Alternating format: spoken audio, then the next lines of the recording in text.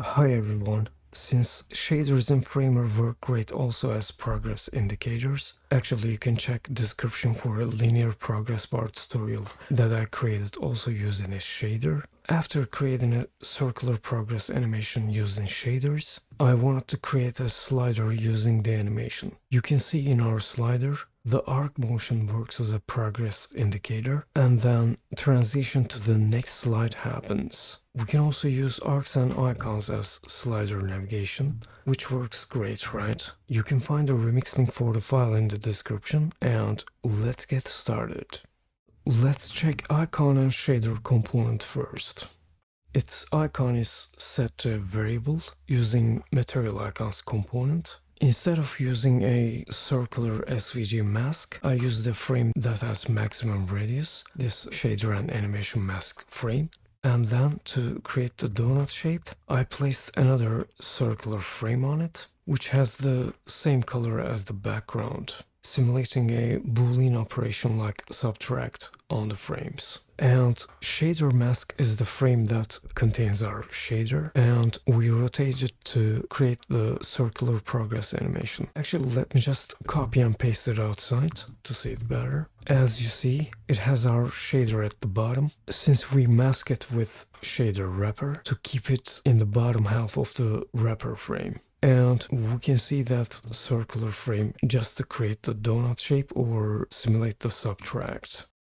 Animation wrapper here lets us rotate the shader around the origin we need, since if we rotate the shader itself, rotation would be like this, and apparently it is not around the origin we need, right? But when we rotate animation wrapper, we get the circular progress animation we need, right?